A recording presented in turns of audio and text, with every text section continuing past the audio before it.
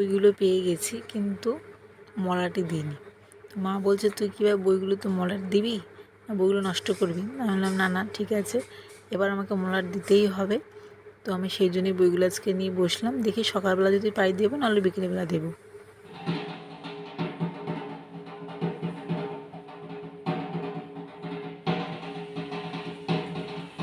Good morning, কেমন আছো সবাই? আই হোপ তোমার সবাই ভালো আছো, সুস্থ আছো। তো আজকে হচ্ছে একাদশী।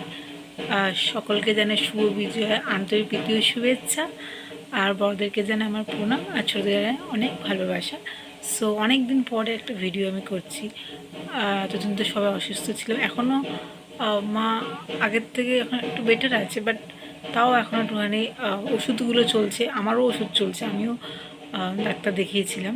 তো এই মোটামুটি করে এইভাবে পুজোটা আমাদের কেটে গেল। তো যাই হোক, আজকে একটুখানি ভাবলাম একটু ব্লগ করি। এতদিন ধরে একটুখানি শর্ট ভিডিও করছিলাম, সেখানে তোমার সাথে একটু শেয়ার করছিলাম। তো যাই হোক, আজকে একটুখানি বড় ভিডিও করি, আই হোপ তোমাদের দেখতে ভালো লাগবে। সো তো তোমাদের কেরম করে পুজোটা কাটলো বেশি কিন্তু কমেন্টে জানিও। বাবা সকাল সকাল আজকে বাজারে চলে গেছিলো, তো আমার আজকে শুধু মনে হচ্ছে যে আজকে শনিবার, কিন্তু না, আজকে শনিবার না, আজকে হচ্ছে শুক্রবার। তো যাই হোক, কী বাবা বাজার থেকে নিয়ে এসছে সেগুলো তোমাদের চলো এক ঝলকে দেখিয়ে দিই। বড় নিয়ে চলে যাচ্ছে, বড়ই এখন বড়ই করে, ছোট করে না।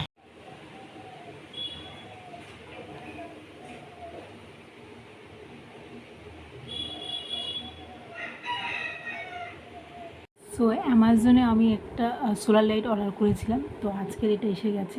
তো এটা এখন আমি আনবক্সিং করে তোমাদের দেখাবো, আর আমিও দেখবো। এটা মেনলি মা নিয়েছে সে আমাদের রূপ আছে যে ছাদ, তো ছোটো ছাদে লাগানোর জন্য। তো দেখা যাক কতটা কার্যকরী। এখন দেখি খুব ভাইরাল হয়েছে যে সোলার লাইট সবাই বাইরে লাগাচ্ছে, তো দেখি কেমন। তো চলো এটাকে আনবক্সিং করে দেখি জিনিসটা কেমন এসছে।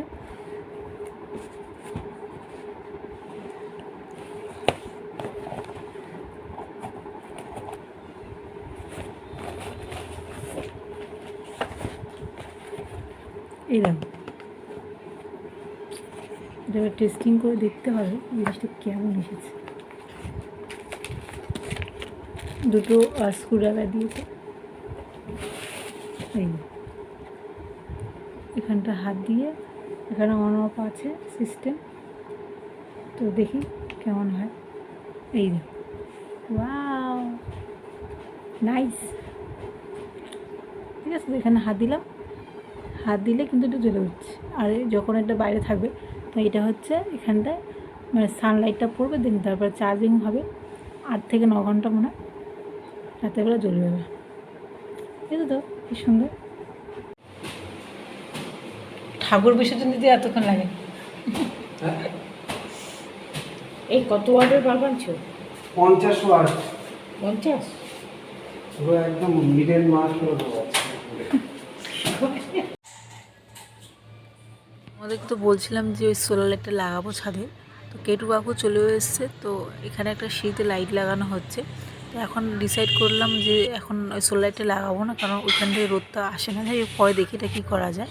সো এখন এসেছি পাম্প চালাতে, ট্যাঙ্কি জল নেই। সো আমার চান করা হয়ে গেছে, তো মা চান করতে যাবে, তো জল নেই, তাই পাম্পটা চালাতে এসেছি।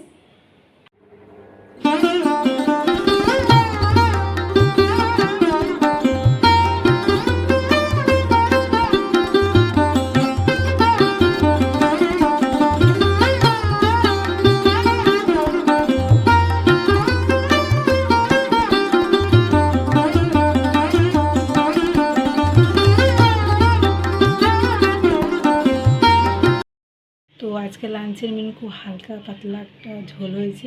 সকালবেলা তোমাকে দেখাচ্ছিলাম যে বাবা বাজার থেকে ট্যাংরা মাছ আর পাবদা মাছ নিয়ে এসছে। তো মা আজকে ট্যাংরা মাছের হালকা পাতলা একটা ঝোল বানিয়েছে। তো মাটা খুব ভালো বানায়ও। আর ডাক্তার আঙ্কেল বলেই দিয়েছে একেবারে যে তেল মশলা খাবার একদম খাবে না, হালকা পাতলা সবসময় খেতে হবে এবং ফাস্টিং করবে না। তো ওই জন্য এই বছর সেভাবে পুজো কতটা লক্ষ্মী পুজো হবে জানি না। যাই হোক, যখন যেটা হবে তখন তো সেটা শেয়ারও করবো।